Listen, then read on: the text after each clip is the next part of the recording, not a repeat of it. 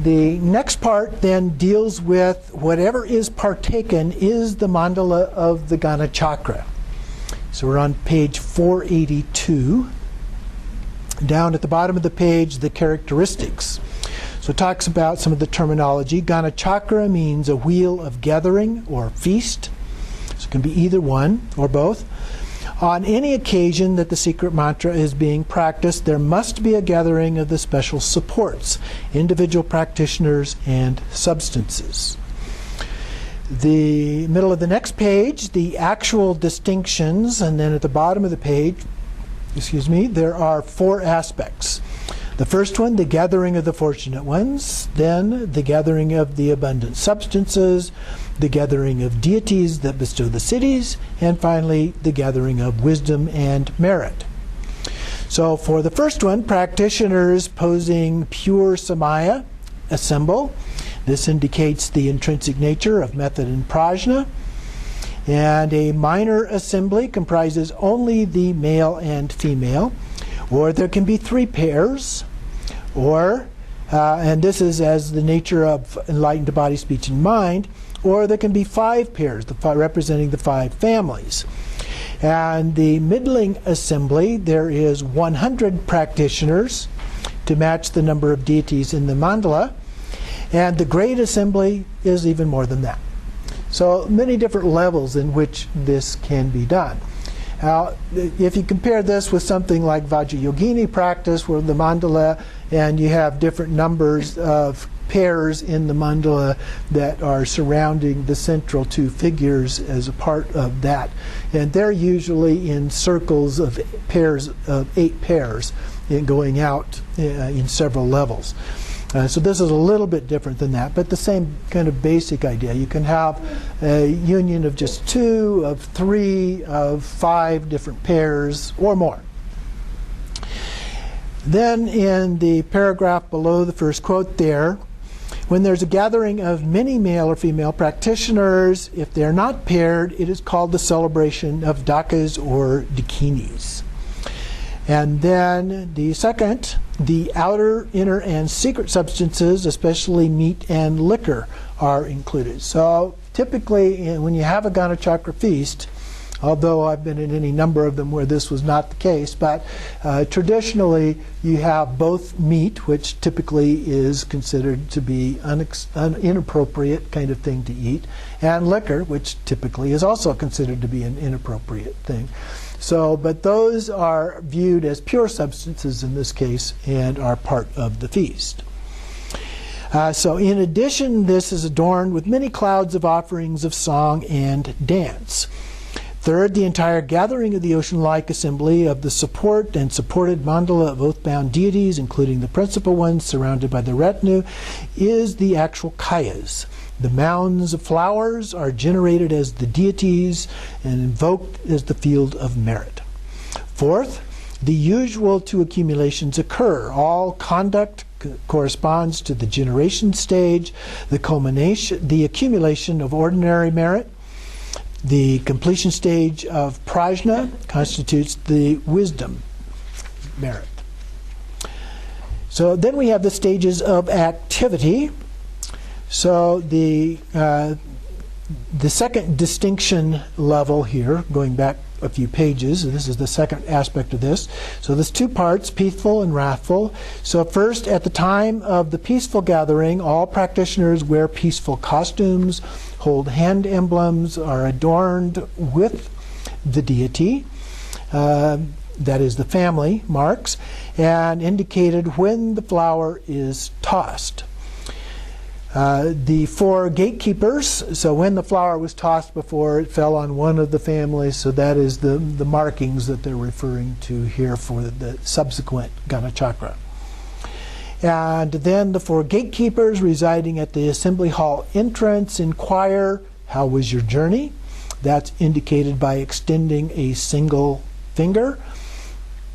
Very good. 2 fingers are extended as a response. And then the action Vadra inquires, to which family do you belong? Indicated by the 3-pronged Vadra Mudra. So the 3-pronged Vadra Mudra is starting with the left hand, the extended index finger, and then you reach around like this to hold the others. Okay? So the Vadra has something up through the middle of it, of course, so that would be like the single figure. And then you've got a fist at the top and a fist at the bottom. So it's like a Vadra. So that is the Vadra Mudra. And so they then respond by showing the mudra of the principal family on which the flower descended. And so those are the 5 families. Each of the families, the Buddha in each of the 5 families has their own mudra, which we won't go through here. You're probably already familiar with those. They then prostrate to the Vadra master. Then the vase empowerment is conferred upon lay Buddhists, the secret empowerment upon novices, the prajna wisdom empowerment on the fully ordained, and the great perfection empowerment conferred on the arhats. In the 4 directions of the principal ones, the 4 families are arranged in rows, or rows of the 5 families to the right, left, and in front, with their hand emblems, are placed at the heads of their respective rows, and the sadhana is then performed in its entirety. Also, the second part here then is that the wrathful ones are also practiced according to this tradition. If both the peaceful and wrathful Ganachakras are performed together, then all peaceful male and female practitioners will be arranged to the right of the Vadra master, while all wrathful practitioners will be arranged to the left. To have an equal number of male and female practitioners is ideal. In our culture, I would say that's not real likely because we tend to have a lot more females than males, if you just look around the room. So the purpose of this activity, this is the 3rd distinction.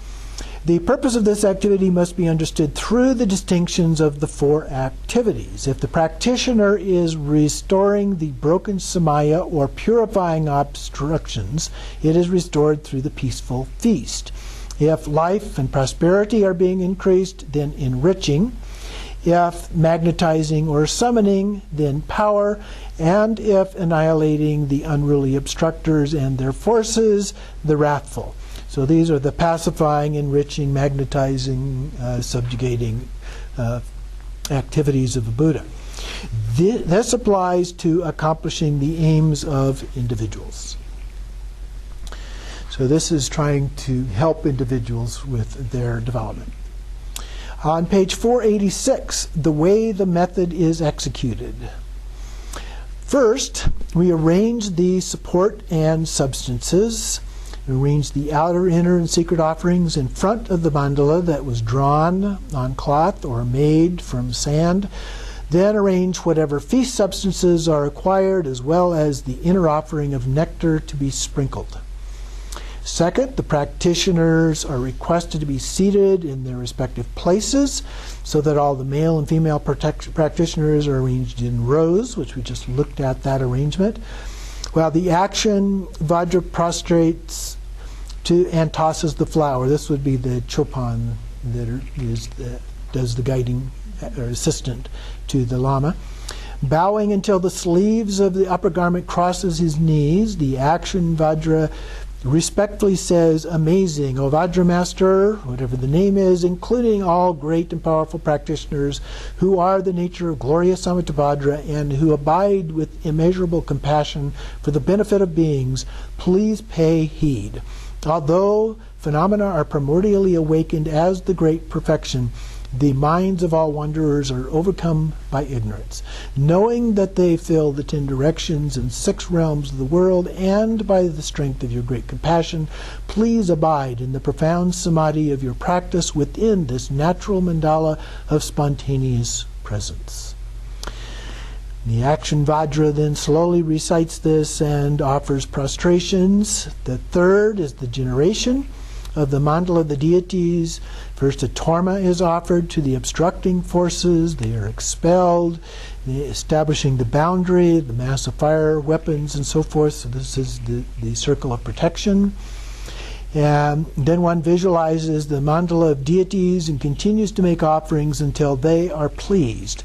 Then the offering of the feast is made by cleansing impurities, increasing and transforming. Then within the extremely vast skull cup, the 5 meats as the nature of the 5 nectars are blessed and the offerings are presented. So that's when we go around and we make the actual offerings with the alcohol, the meat, or whatever other things are done. The actual way of doing that, sometimes there are people that act as servers and go around to the group and serve them. Other times you get up in a row and you go around, the servers remain in the front, and you get up and you just go and you get whatever it is and then go back to your seat. So different ways of doing that. Fourth, partaking of the offerings. In the center of the sun and the moon, the palms of both hands are the 5 syllables of the male and female sattvas. From them, the 10 male and female deities of the gathering are generated, and offering clouds are visualized and presented. Consider that they are pleased by partaking of the food and drink. Then offerings are made to the deities, be the 100 deities of the aggregates, elements, and sense sources. The action Vadra then performs prostrations and distributes the substances with the lotus mudra, saying Hong. The lotus mudra, the hands like this. You know, lotus, it's a flower. So, lotus mudra.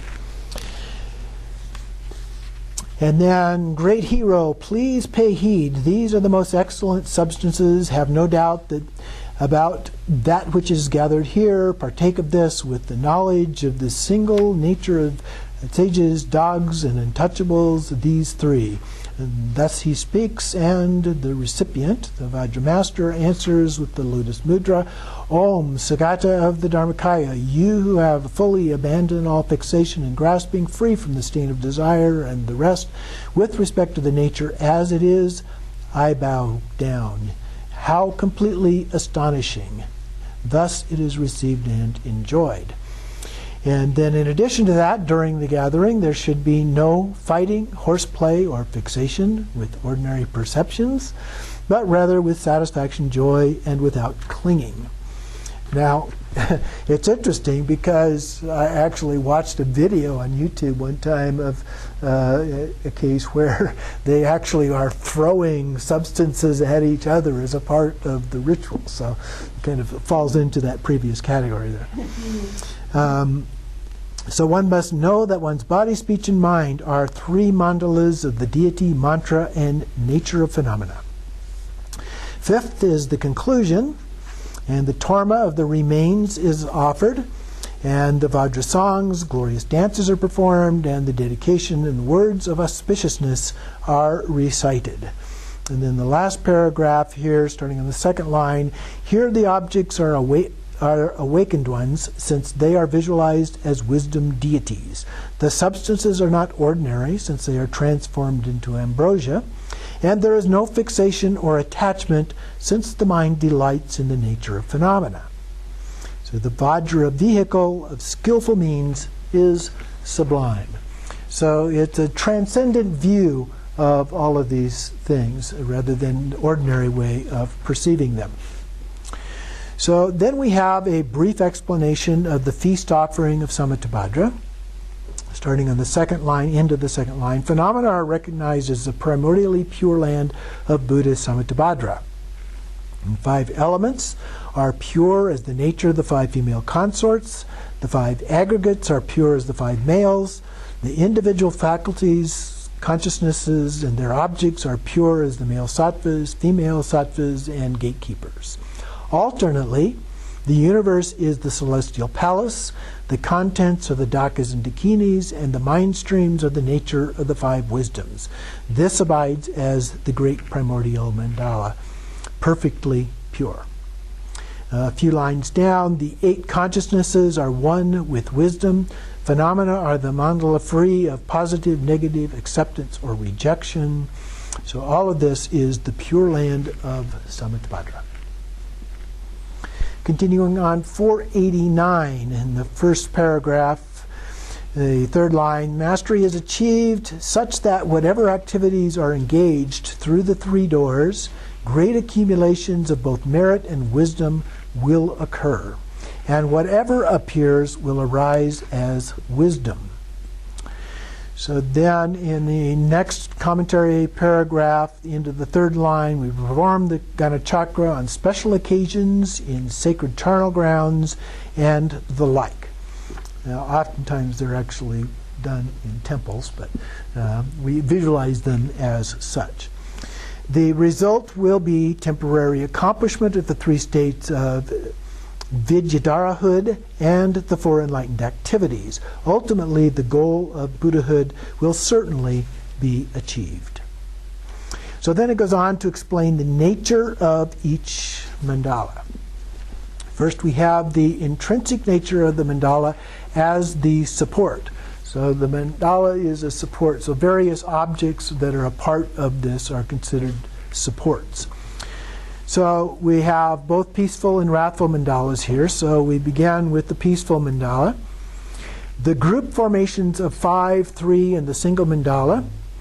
So first, the indivisible union of the 5 male families with their 5 sources of bliss, the 5 female families, and so we have 5 pairs. So the 4 families are in the arrangement of 50 each. Surrounding this is a protection wheel with a hollow hub upon the spokes of the 8 directions, including above and below. Meditate upon the 10 wrathful males. Then the 10 female wrathful ones also appear. Meditate upon them as the aspect of the protection wheel that guards from obstacles.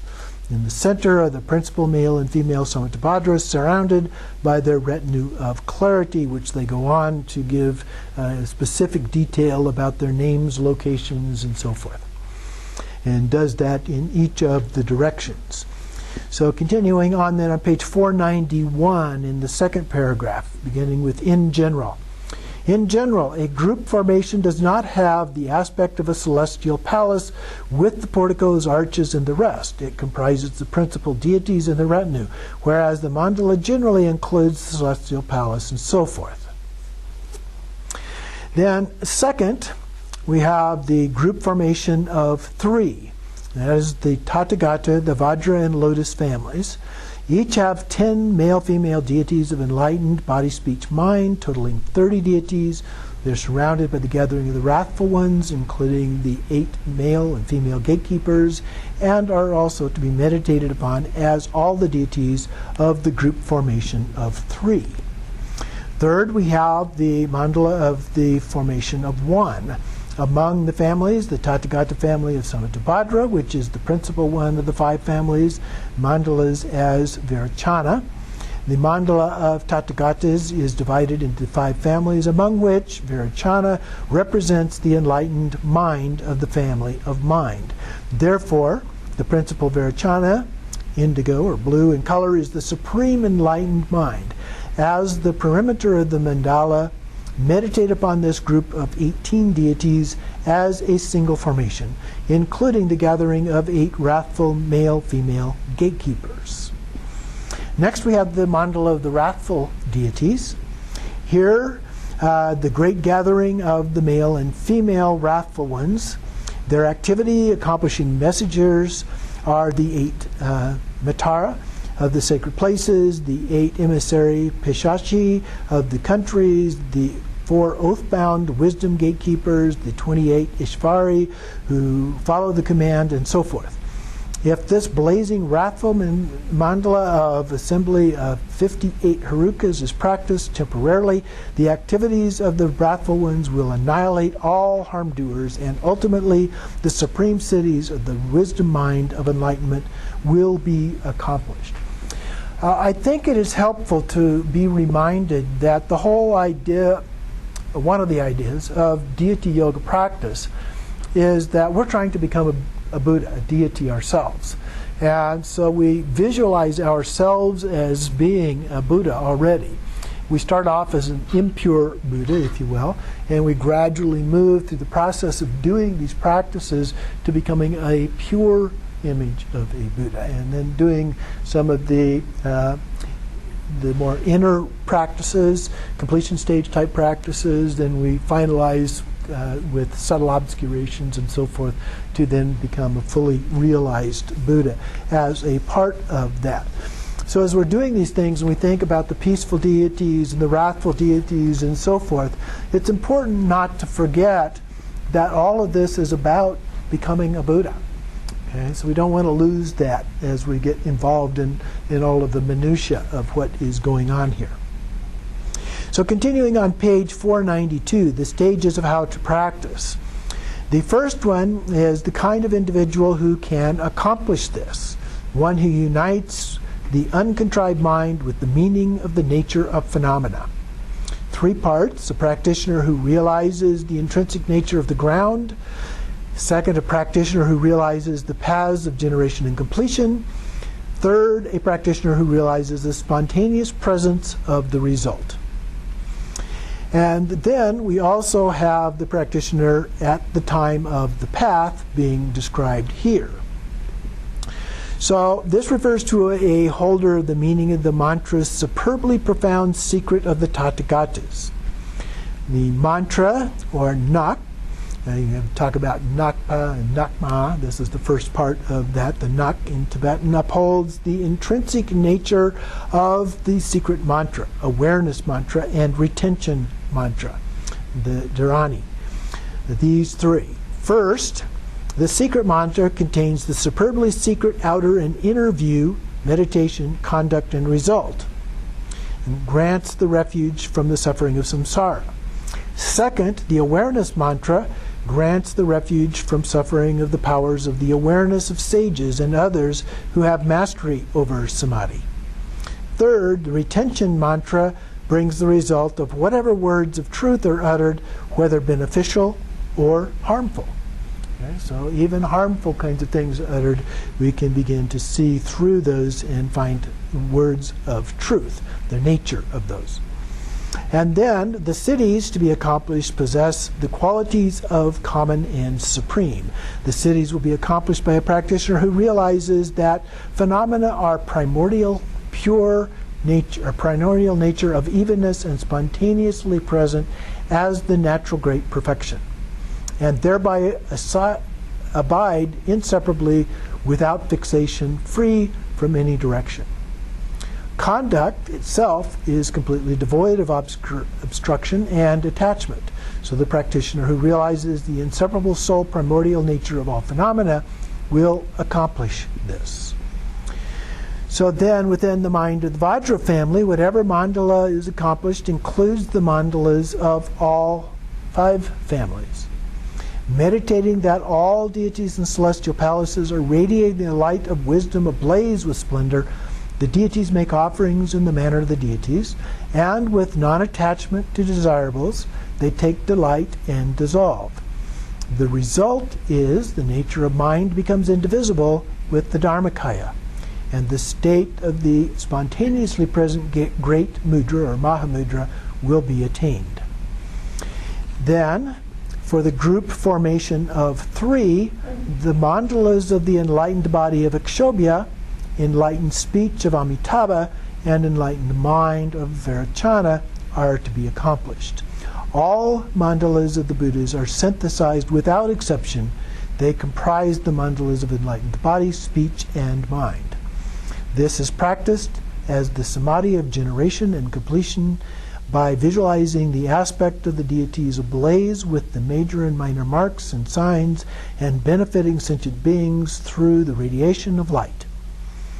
And then imagining that all desirables are the female consort, all the male delights in this, the male and female dissolve in the unelaborated, indivisible space of phenomena.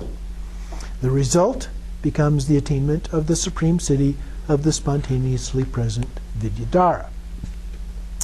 Then, for the benefit of those to be tamed, the blazing, glorious qualities of the mandala of deities are accomplished without exception by completely dispelling the suffering of the passions out of sentient beings. All of them are led to take rebirth in the Vadra family. Then we have the group formation of 5. In order for a mantra holder to attain authentic siddhis in his or her mind stream, the male and female are visualized as method and prajna. All parts of the sadhanas, such as the three samadhis, are meditated upon as the mandala of five in group formation. And at the perimeter are the garland of wrathful ones, in the manner of non-attachment to desirables, and by dissolving deities into one another, the object of offering and the activity of offering dissolve indivisibly without fixation. The result of the essence of the Supreme City is spontaneously present Vidyadhara is attained. At the bottom of the next paragraph, each group formation can temporarily accomplish all three Vidyadharas, and ultimately spontaneously present Vidyadhara will also be attained.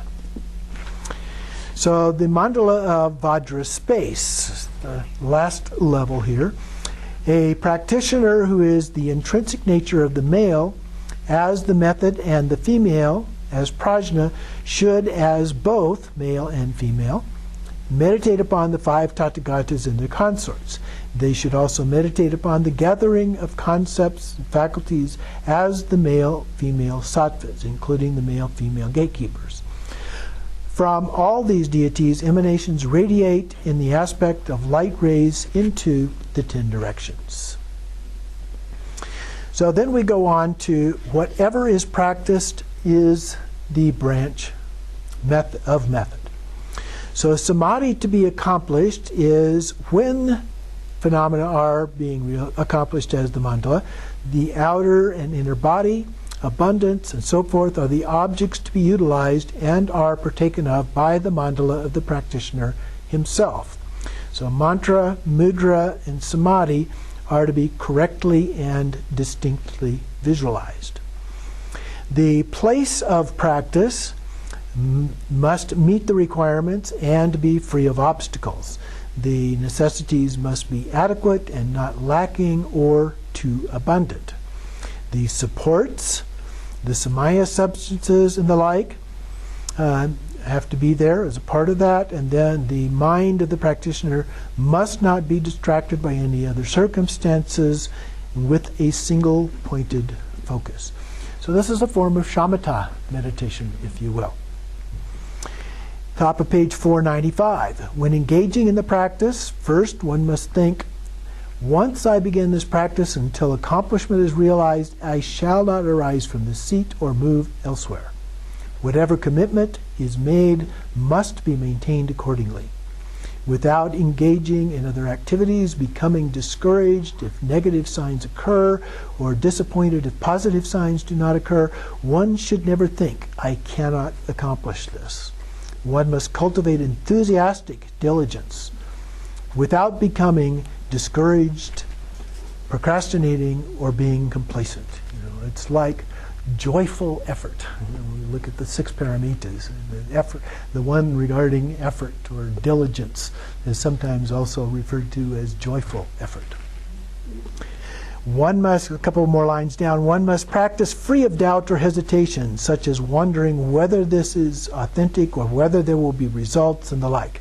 If one practices by thinking this is truly authentic with single pointed focus, then all mandalas will be accomplished. And the supreme sacred secret Vajra Dharmakaya, encompassing all kayas and wisdom free from meeting or parting, will be achieved.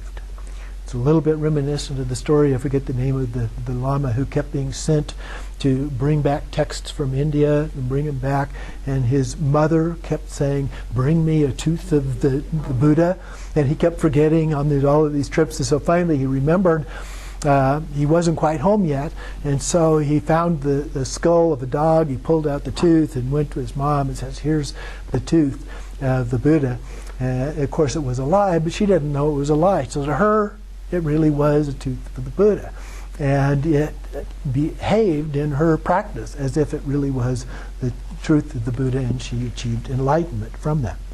So in spite of the fact that we may not be perfect with respect to everything that we do and how we do these practices and so forth, if we view them with respect and in the light of being perfect, no matter what they actually look like, then we can still achieve that stage. And so then the next paragraph goes on to the time, means the number of days for practice.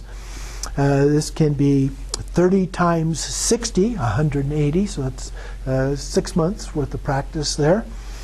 The time begins, and this is from the quote there, the time begins on the 8th day of the waxing moon. And then in the last paragraph on the page, there are those who may think that this way of identifying the timing is unacceptable since everything is free from rejection or acceptance. Ultimately, that is the nature. So it's actually beyond those kinds of specificities.